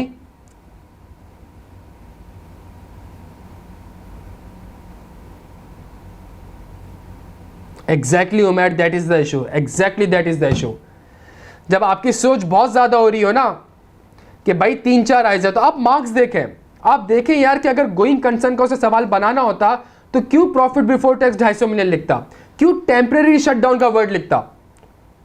आप सोचें यार प्लांट बंद हुआ है तो प्लांट से रिलेटेड कोई चीज होनी चाहिए. 4 नंबर तक उसने मुझे प्रोसीजर रिस्ट्रिक्ट किए हुए हैं तो मैं 4 मार्क्स यहां पे चले जाता हूं. हाँ, एंड में एक लाइन लिख दो, in addition to that auditor में also consider the going concern. Full stop, full stop. Evaluation में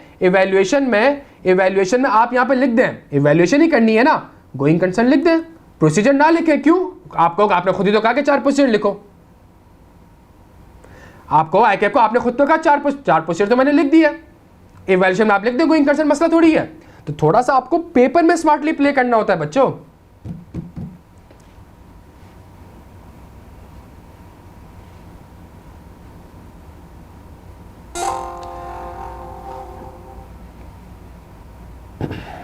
क्लियर है बच्चों?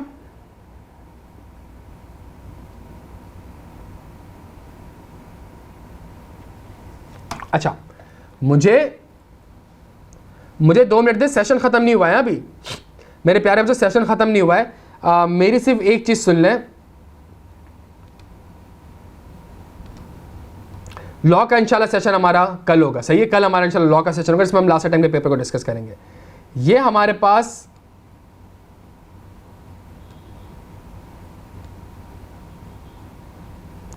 ये पेपर दिख रहा है प्यारे बच्चों आप लोगों को?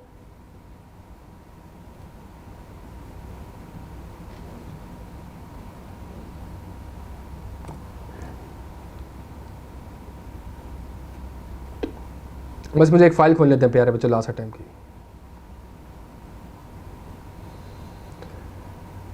पेपर दिख रहा है आपको कैफ का लास्ट टाइम का?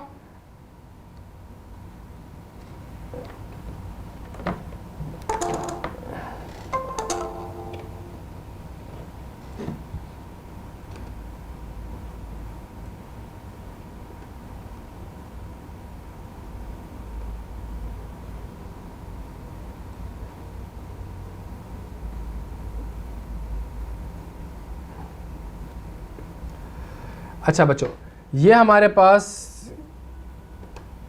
क्यों एनोटेट कर रहे हो स्क्रीन पे यार? क्वेश्चन नंबर 1 हमने डिस्कस कर लिया। Question number 2 code of ethics का है, एथिक्स वाले भी करवा रहा हूं, सही, एथिक्स वाले भी करवा रहा हूं। क्वेश्चन नंबर 3 एक सिंपल थ्योरी बेस्ड क्वेश्चन था, इसको डिस्कस नहीं कर रहे हम। तो अगर आप पेपर देखो तो 75-80 आपका सिनेरियो बेस्ड क्वेश्चन था। क्वेश्चन नंबर 4 अगर आप देखें, ये हमने डिस्कस कर लिया प्यारे बच्चों। क्वेश्चन नंबर 5 मंड के जलील हुए इसमें आप। क्वेश्चन नंबर 6 सही है। क्वेश्चन नंबर 6 10 नंबर का सवाल। You are the auditor of Gizar Limited for the year ended 31 December. During the audit, you have been informed that the Federal Board of Revenue has seized the accounting record pertaining to revenue and the production for further investigation into the alleged charges of tax evasion. Evaluate the above situation and discuss the implication on the audit report. ये सवाल हमने class में किया हुआ था, ये CFAP का सवाल था प्यारे बच्चों, ऐसा ही है।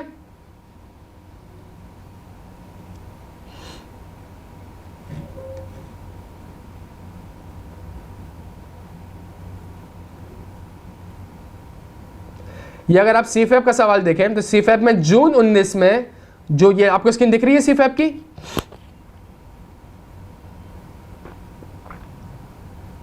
अच्छा ये जून 19 में प्यारे बच्चों ICAP ने एक सवाल पूछा था।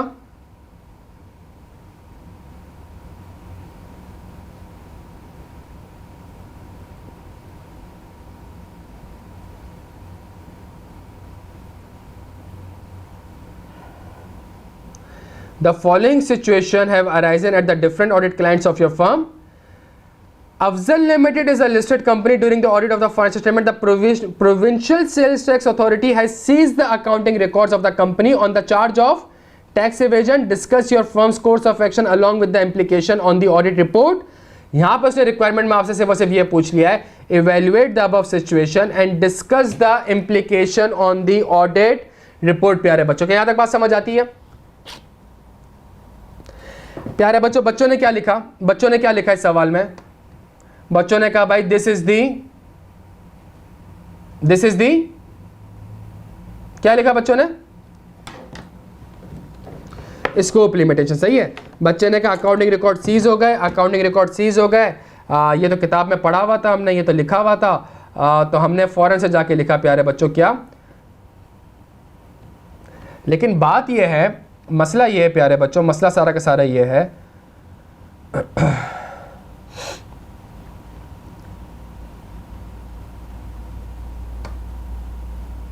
आपको वन नोट दिख रहा है प्यारे बच्चों? मसला का सारा ये है कि टैक्स एवेजन हुई क्यों है प्यारे बच्चों, ये बताएगा कोई? टैक्स एवेजन हुई क्यों है बच्चों?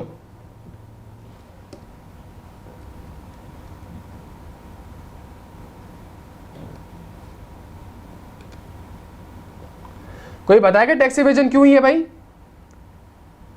सॉरी, अकाउंटिंग रिकॉर्ड सीज क्यों है? अकाउंटिंग रिकॉर्ड इसलिए सीज हुए हैं आपके बिकॉज आपने टैक्स एवेजन करी है। अबे आपने चोरी करी है, इसका मतलब क्या है? मैनेजमेंट क्या है? मैनेजमेंट फ्रॉड ही है प्यारे बच्चों। पहला आंसर आइजा 240 से बनेगा, उसके बाद आंसर आइजा 705 में जाएगा। इसने एक और लॉलीपॉप दी आपको, आपने लॉलीपॉप चूज ली उसकी, सही है कि उसने आपको लिखा कि जी अकाउंटिंग रिकॉर्ड सीज हो गए, आपने कहा जी अकाउंटिंग रिकॉर्ड सीज हो गए, this is the scope limitation, impact material plus pervasive. ओ भाई अकाउंटिंग रिकॉर्ड सीज क्यों करे उसने? रोड पे थोड़ी पड़े हुए थे अकाउंटिंग रिकॉर्ड। अच्छा एटलीस्ट लिखा हुआ था ना, इसका भी आंसर दे देता हूं बच्चों, इसका भी आंसर दे देता हूं। इस तो क्लास में डिस्कस किया था हमने।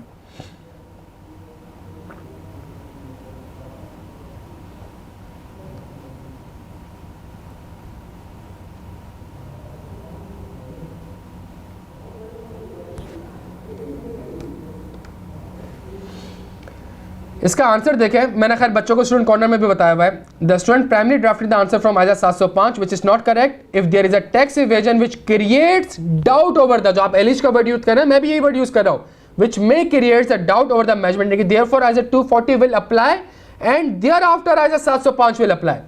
क्या मतलब? as a provincial sales tax authority has seized the accounting record of the company on the charge of tax evasion, therefore it may indicate the, सुनिएगा मेरी बात, जो बच्चा कह रहा था ना एलिश का वर्ड लिखा हुआ है, it may indicate the possibility of fraud, therefore the course of action shall be this। आइजा 240 का जो ऑब्जेक्टिव 3 था कि मैं अपने रिस्क असेसमेंट को रिवाइज करूंगा, उसके अगेंस्ट मजीद ऑडिट प्रोसीजर करूंगा, मुझे ये सारे मैटर्स लिखने थे।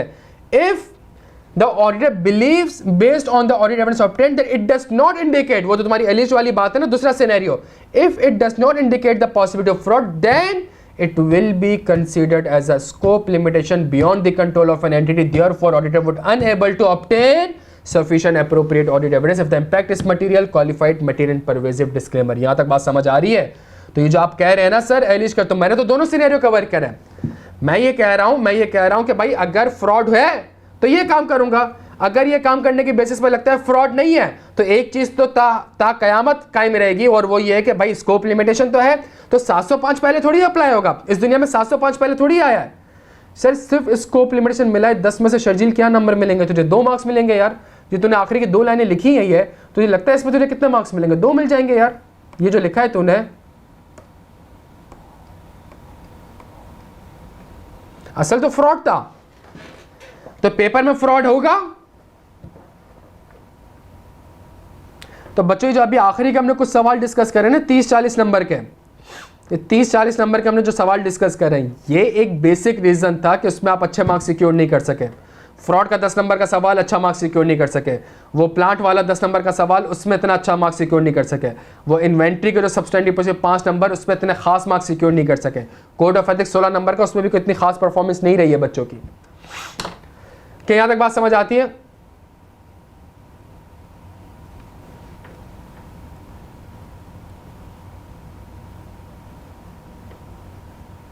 बच्चों कुछ फायदा हो रहा है?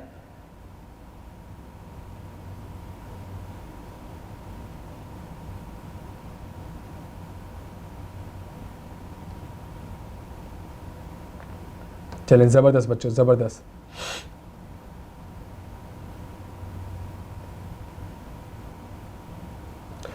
आखिरी सवाल जो कोड ऑफ एथिक्स का है इसको डिस्कस कर लेते हैं, फिर इंशाल्लाह छुट्टी।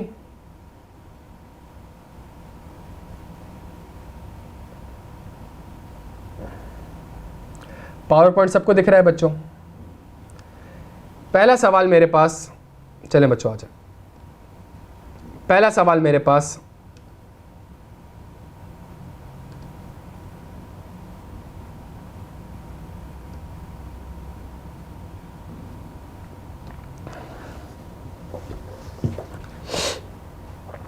Your firm is the external auditor of HL for the year ended 28 February 2023.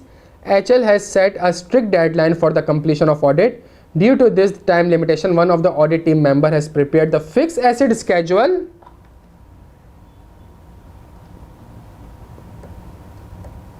पहली चीज स्ट्रिक्ट डेडलाइन है, दूसरी चीज फिक्स एसेट स्केड्यूल बनाया है to ensure the prompt completion of work. वैसे तो कोई काम करता नहीं है जूनियर, लेकिन इसने कुछ ज्यादा, इसने तो भाई क्लाइंट का काम भी कर लिया।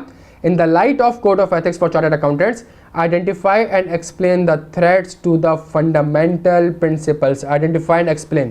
तो प्यारे बच्चों पहला scenario, strict deadline may create intimidation threat. Audit firm may be threatened with the dismissal from the client engagement. अगर आपने टाइम पे अकाउंट्स नहीं दिए, टाइम पे रिपोर्ट नहीं दी, तो अगले साल वो रखेगा नहीं आपको। तो ये एक इंटिमिडेशन थ्रेट हो सकता है। जब आप इंशाल्लाह फर्म में जाएंगे और बड़े बड़े क्लाइंट को ऑडिट कर रहे होंगे आप, बैंक्स वगैरह होगा, तो वो तो एक डेडलाइन देते हैं कि भाई 15 दिन में अकाउंट्स चाहिए, 20 दिन में चाहिए, तो आपको देने होते हैं अकाउंट्स। आप ये थोड़ी कह सकते हैं मेरा ऑडिट कंप्लीट नहीं हुआ, सही है? तो इसका मतलब है क्यों आप दे रहे हो? बिकॉज एक थ्रेट होता है कि भाई अगले साल ये मुझे अपॉइंट नहीं करेगा। दूसरी चीज़, आप फिक्स एसेट प्रिपेयर कर रहे हैं। जब आप फिक्स एसेट प्रिपेयर कर रहे हैं तो इसका मतलब है आप accounting and book keeping service provide कर रहे हैं। आप accounting and book keeping service provide कर रहे हैं प्यारे बच्चों, सही है। इसका मतलब है कि आप अकाउंटिंग रिकॉर्ड्स को प्रिपेयर कर रहे हैं, आप टेक्निकली स्पीकिंग अकाउंटिंग रिकॉर्ड्स को प्रिपेयर कर रहे हैं, which might create a self review thread.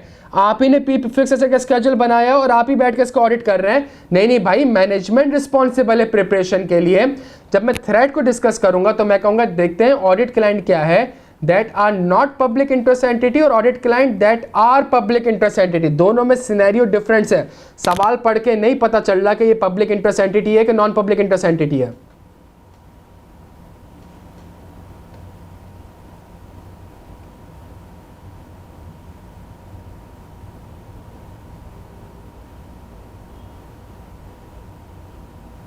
Yes Adil, बिल्कुल। देखें हॉपर लिमिटेड लिखा हुआ है तो बताएं पब्लिक लिस्टेड, पब्लिक तो है, लिस्टेड है क्या अनलिस्टेड है?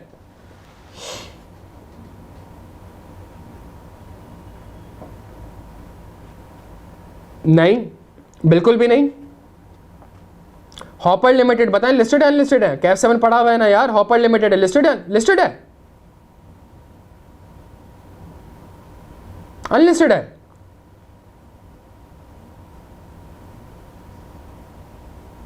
लिस्टेड है। कंफर्म नहीं है ना भाई, पता नहीं है यार। ये पता है पब्लिक है, ये नहीं पता लिस्टेड है क्या अनलिस्टेड है। बस जबरदस्त। तो आपने दो audit client that are not public interest entity, आपने कॉन्सेप्ट डिलीवर करना था। Audit client that are public interest entity, आपने कॉन्सेप्ट डिस्कस करना था उसको। नहीं मोइस, बिल्कुल भी नहीं आएगा मेरा बच्चा, बिल्कुल भी नहीं आएगा। Self review threat to independence आएगा। मैं इंडिपेंडेंट नहीं रहा, मैं ही बैठ के फिक्स एसेट स्केड्यूल बना रहा हूं, मैं ही बैठ के इसका ऑडिट कर रहा हूं। तो अगर पब्लिक इंटरेस्ट एंटिटी नहीं है, अगर audit client that are not public interest entity, तो इस केस में आपको अलाउ है अगर वो रूटीन और मैकेनिकल नेचर का हो, प्लस आपको सेफगार्ड भी इंप्लीमेंट करने होंगे। लेकिन अगर पब्लिक इंटरेस्ट एंटिटी है, लिस्टेड एंटिटी है, तो फिर तो आपको अलाउ ही नहीं है कि आप ये कर सकते हो। ये आपने आंसर लिखना था बच्चों, आसान सवाल था, सिर्फ सिनेरियो पिक करना था। दूसरा सवाल, insurance limited has approached your firm for the appointment as a statutory auditor for the year ending this. If your firm accept this client, it will be the firm's first client in the insurance industry.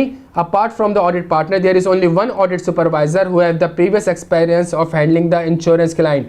In the light of the Code of Ethics for Chartered Accountant, identify the threat to the fundamental principles and discuss how your firm would evaluate these threats in the context of accepting the engagement. नहीं आइजा 210 कहां से आ गया? वो कह रहा है in the light of code of ethics महाम। तो 210 कहां से आ गया? वो सवाल में कह रहा है in the light of code of ethics for chartered accountant, और वो कह रहा है थ्रेट को आइडेंटिफाई करें, कॉमा आइडेंटिफाई करें और इवेल्युएट करें in the context of accepting the engagement. तो प्यारे बच्चों, कोड ऑफ एथिक्स में कॉन्सेप्ट था, आपको याद हो, कोड ऑफ एथिक्स में कॉन्सेप्ट था कि जब आप फर्स्ट टाइम क्लाइंट एक्सेप्ट करते हो तो there is a risk, threats हो सकते हैं कि आपको क्लाइंट की अंडरस्टैंडिंग ना हो, थ्रेट हो सकते हैं कि आपके पास कॉम्पिटेंसी ना हो, थ्रेट हो सकते हैं कि मैनेजमेंट फ्रॉड ही हो। तो इन सब के लिए आपको क्या करना पड़ेगा? इन सब के लिए आपको ये सेफगार्ड्स इंप्लीमेंट करने पड़ेंगे। इन सब के लिए आपको क्या करना पड़ेगा? सिग्निफिकेंट थ्रेट के लिए क्या करना पड़ेगा? ये सारे काम करने। बड़ा आसान सवाल था यार।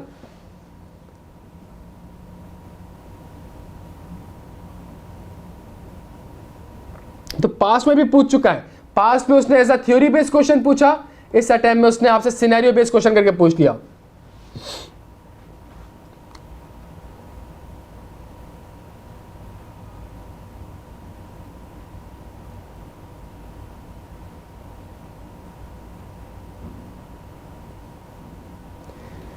ये नॉर्मली टेस्ट करता नहीं है आई कैप, तो इसलिए अगर किसी बच्चे की कवरेज अच्छी नहीं होगी तो उसने ये मिस कर दिया होगा। ऑल्दो ये बड़ा आसान सवाल था, कोड ऑफ एथिक्स आसान था, बस सिनेरियो दोनों ने इसने फर्स्ट टाइम पूछे। प्रिपरेशन ऑफ अकाउंटिंग रिकॉर्ड भी फर्स्ट टाइम इसने पूछा आपसे, और ये भी फर्स्ट टाइम इसने आपसे पूछा सिनेरियो बेस की शक्ल में।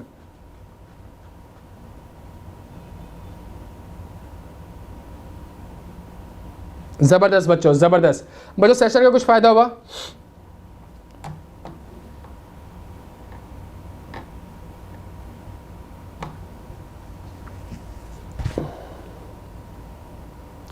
बस अब मेहनत करिएगा प्यारे बच्चों, थोड़ी सी और मेहनत करिएगा, कंसंट्रेशन के साथ मेहनत करिएगा, डिसिप्लिन के साथ मेहनत करिएगा। 2 घंटे पढ़े लेकिन अच्छा पढ़ें, ठीक है, अच्छा कंसंट्रेशन के साथ पढ़ें और रिस्क ना लीजिएगा, बिकॉज अगेन ग्रुप बी में सबसे वर्स्ट रिजल्ट इसी का आया है, ठीक है। अगली बार शायद कंपनी लॉ की भी हो सकती है।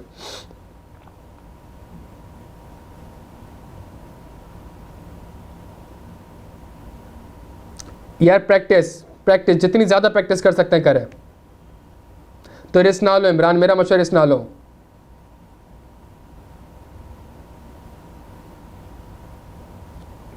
जिस सीक्वेंस में लेक्चर आ रहे हैं उसी सीक्वेंस में देखने। कल हमारी इंशाल्लाह पहली क्लास है रिफ्रेशर की, ISA 570 going concern, ISA 570 going concern. Last time इतना नहीं पूछा इसने, अगली बार चांसेस है। तो इंशाल्लाह कल की क्लास में ड्राफ्टिंग भी करेंगे, कुछ कॉन्सेप्ट भी लेंगे। यार फिजिकल ले सकते हैं, लाजमी लें, फिजिकल ले सकते हैं, लाजमी लें।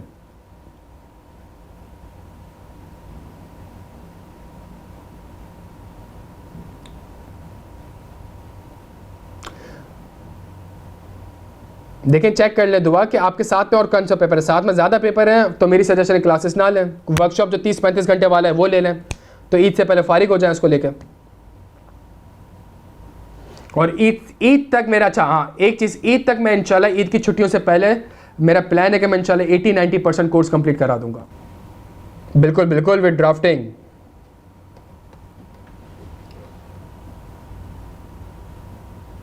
यस बिल्कुल रेशम, बिल्कुल कर सकते हैं ऐसा। कल क्लास है 1-1:30 बजे से लेकर 4 बजे तक ऑडिट की।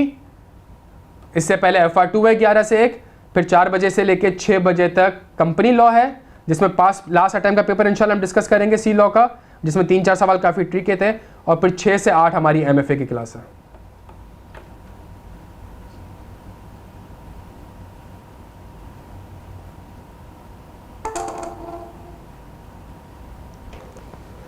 चेंजेस कुछ भी नहीं, पुरानी बुक है आप चला लें उसको।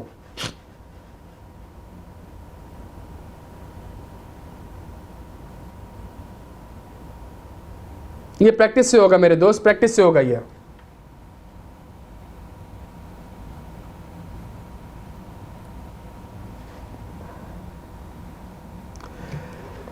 यार अगर आपने लेनी है आदिल बिल्कुल ले सकते हैं, कोई मसला नहीं है। यार 40 आवर कोर्स बेसिकली ये है कि मैंने 5-6 दिन का एक वर्कशॉप लिया था। इसमें मैंने सारे आइजाज, मैक्सिमम आइजाज कवर कराए थे, प्रैक्टिस भी कराई थी, ड्राफ्टिंग भी कराई थी, अच्छे सवाल भी कराए थे। तो किसी बच्चे को अगर ऐसा लगता है कि उसने पॉलिश करना है अपने कॉन्सेप्ट यार और जल्दी से 30-40 घंटे देख के फिर सेल्फ स्टडी करनी है, तो वो उसके लिए बेहतर है। किसी को लगता है नहीं यार मुझे सिग्निफिकेंट प्रैक्टिस करनी है, मेरे 1-2 पेपर ही रह गए, क्वालिफाइंग का टाइम पे रेस्ट नहीं ले सकता, FTS पुराना हो जाएगा, फम का है, तो वो फिर जो हमारे पास एक रेगुलर बैच चल रहा होता है उसमें एनरोल हो जाए। कोई बच्चा है जो कि कहता है कि नहीं यार मुझे इस बार फिजिकल लेना, तो फिजिकल क्लासेस भी चलनी है, वो भी कर सकता है। कल हमारा आइजा 570 गोइंग कंसर्न है।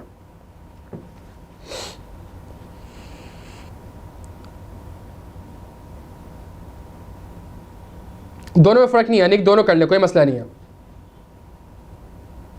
या वो व्हाट्सएप ग्रुप पे आप व्हाट्सएप ग्रुप ज्वाइन कर ले, उसमें बता देंगे वो।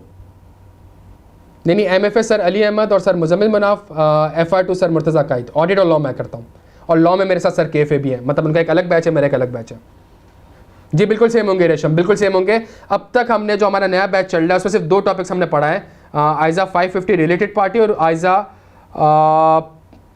505 एक्सटर्नल कन्फर्मेशन। कॉन्सेप्चुअल फ्रेमवर्क की कुछ क्लासेस हैं और इसके बाद सिर्फ 2 आइजाज हमने पढ़े हैं, बाकी सारे आइजाज अभी हमने पढ़ने हैं।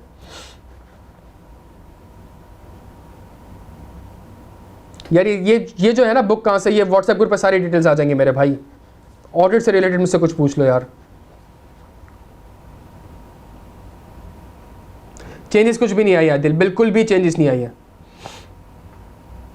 एमर क्वेरीज बहुत ज़्यादा आ रही है मेरा बच्चा से इस वजह से, और कोई मसला नहीं है। क्वेरीज बहुत ज़्यादा, मतलब बहुत ज़्यादा क्वेरीज आ रही है, बेचारे 24 घंटे एंगेज हुए वो।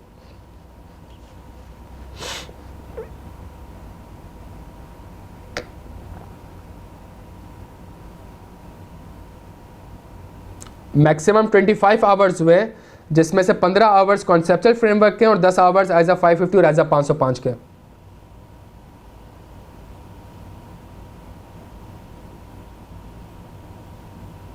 देखिए क्लास में होता है कि क्लास में ये नहीं होता कि इसका आंसर यहाँ से लेकर यहाँ तक। क्लास में बेसिकली ये हो रहा होता है, हम डिस्कस कर रहे होते हैं कि भाई आंसर ये क्यों लिखा, ये क्यों नहीं लिखा, सही है। वो मॉक वाला हिसाब किताब नहीं होता कि जी एक सवाल आपको 10 सवाल पकड़ा दिए और 10 सवाल बैठ के आप कर रहे हो और आपको पीछे से आंसर मिल रहा है और आपको पता ही नहीं चल रहा कि ये आंसर क्यों है। जैसे अभी हमने एक डिस्कशन करी, अगर मैं यही स्लाइड आपको भेज देता तो आपको कुछ नहीं पता चलता कि ये आंसर लिखना क्यों है। असल चीज़ ये होती है कि जो हम आंसर लिख रहे हैं उसका रीज़न क्या है। अक्सा हो सकता है, अक्सा बिल्कुल हो सकता है। अगर आपने की वर्ड्स और कॉन्सेप्ट और स्ट्रक्चर्ड वे में ना लिखा हो तो वो शायद उस तरीके से मार्क्स आप ना सिक्योर कर सकें। अहमद, पोर्टल तो नया ही है ना मेरे भाई।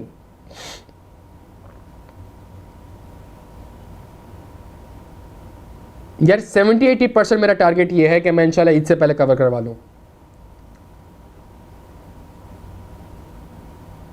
मेराज किताब में सब कुछ कवर्ड है मेरा भाई, किताब में A to Z सारी चीज़ें कवर्ड है। पास्ट पेपर्स भी हैं, आंसर भी है, टॉपिक वाइज पास्ट पेपर्स भी है, प्रैक्टिस क्वेश्चंस भी है, समरीज भी है, डिटेल हैंडआउट भी है, सब कुछ वॉल्यूम 1 और वॉल्यूम 2 में कवर है यार। शारा फैसल, कराची।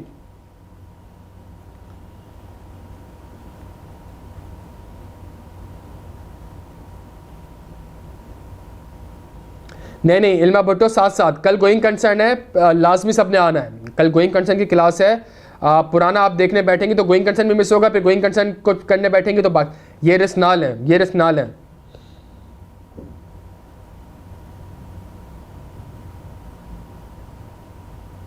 और मेरी सजेशन है जिसके 1-2-3 पेपर हैं और क्या कहते हैं क्वालिफाइंग अटेम्प्ट, बिल्कुल भी रिस्क ना लें प्यारे बच्चों।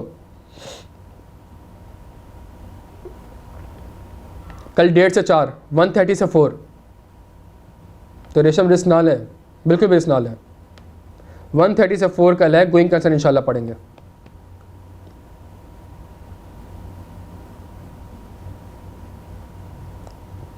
मायरा, अभी कितना मार्क्स आए?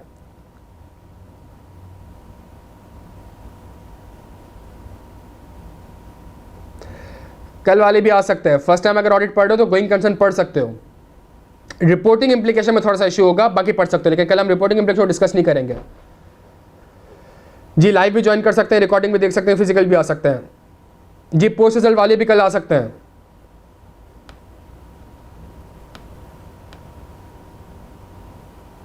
उमर, मेरा मशवरा है ना लो, मतलब किसी से भी क्लासेस लेनी है आप लें, लेकिन रिस्क ना लेना।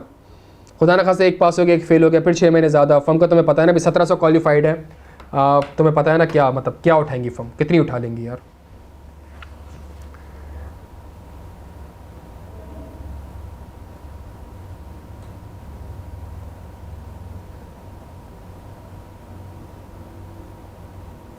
शानजा लाजमी लें, अगर सिर्फ ऑडिट रहता है लाजमी लें।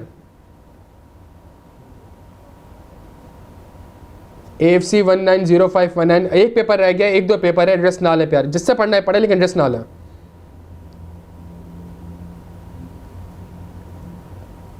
आदिल, आज के सेशन के बाद तुम्हें लगता है ज़रूरत है मज़ीद कॉन्सेप्ट को पॉलिश करने की ज़रूरत है, प्रैक्टिस करने की ज़रूरत है, डिस्कशन जो होती है वो ज़्यादा इंपॉर्टेंट करती है, तो फिर लाजमी लो यार।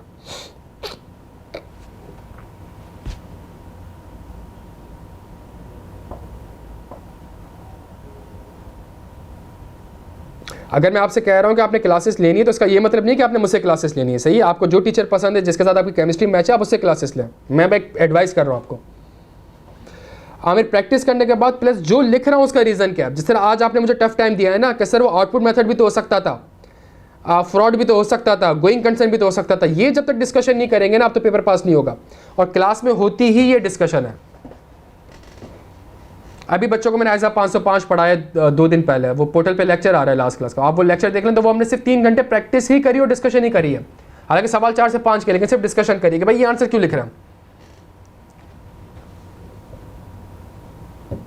मैं चेक नहीं करता हमारी, ऑनेस्टली मैं टेस्ट वगैरह चेक नहीं करता, टीएस है वो चेक करते हैं, लेकिन उसकी ज़रूरत इतनी नहीं पड़ती। बिकॉज ऐसा नहीं है कि मैं 1 घंटा आपको टॉपिक पढ़ाऊंगा और 15 सवाल करने के लिए दे दूंगा। मैं एक सवाल आपको कराऊंगा तो हम 4-5 सवाल डिस्कस कर रहे होंगे, क्लास में डिस्कस कर रहे होंगे। जब क्लास में डिस्कस कर रहे होंगे तो वो पहले सवाल आपको होमवर्क दिया जाएगा, फिर जब अगली क्लास होगी तो उसमें बैठ कर हम उसको डिस्कस कर रहे होंगे, ड्राफ्ट कर रहे होंगे, तो वो वाला काम ऑलरेडी हो जाएगा। अगर मैं ऑलरेडी क्लास में 15 सवाल करा रहा हूँ तो इसका मतलब है मैं ज़्यादा टाइम लगा रहा हूँ। राधा दिन के मैंने 1 घंटा कॉन्सेप्ट डिलीवर करा और 10 सवाल आपको दे दिए और मॉक किसी टीए ने चेक कर लिए, तो वो आपकी केमिस्ट्री का भी मुझे पता नहीं चल सकेगी।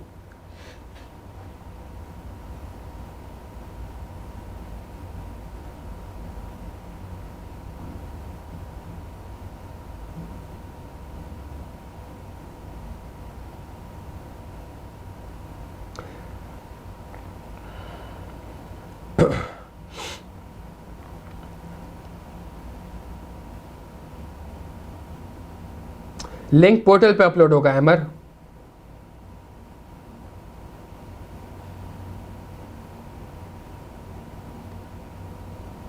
देखिए आदिल, अगर मेरे आंसर की लॉजिक आपको समझ आती है, आई कैप के आंसर की लॉजिक, जिसकी लॉजिक आपको समझ आती है आप उसको अडॉप्ट कर लें।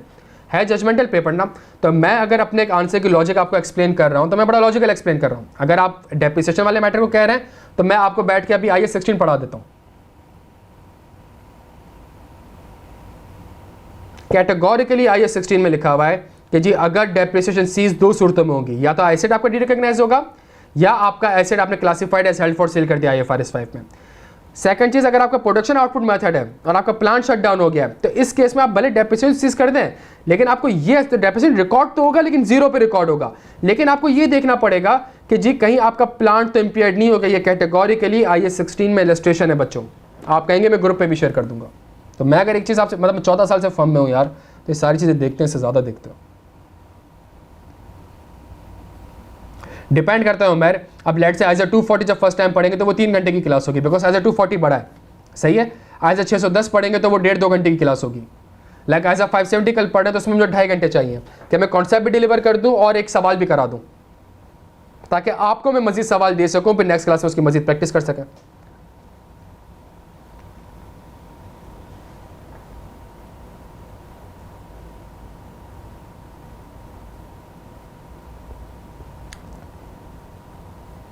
जी AFC फरजाद रफीक, कल ISA 570, कल ISA 570 की फर्स्ट क्लास है, न्यू टॉपिक स्टार्ट कर रहे हैं।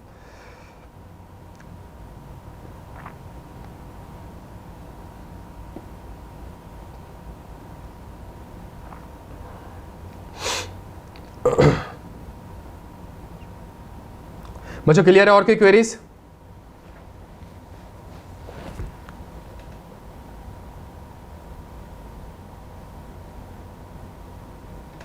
ठीक है शाहज़ाद साहब, चेक कर लूँगा। चलें बच्चों, आई होप सेशन में फ़ायदा हुआ होगा आपको, कुछ चीज़ें पता चली होंगी कि ICAP पेपर किस तरीके से पूछ रहा है। अगर समझ आई हो चीज़ें दूसरों को लाजमी कहिएगा कि मैं इसका पोर्टल पे लिंक अपलोड कर दूंगा, और यूट्यूब वगैरह पे बच्चों को आपने जो आपके दोस्त यार उनको लाजमी कहिएगा ये सेशन देख लें, इससे फ़ायदा होगा, सही है, इससे लाजमी फ़ायदा होगा, ताकि अगले 4-5 महीने वो अपने प्लान कर सकें कि गलती हो कहाँ पे रही हो, किस तरीके से जाना है। ठीक है, अपना बेहद ख्याल रखिएगा बच्चों। Thank you so much, thank you so much.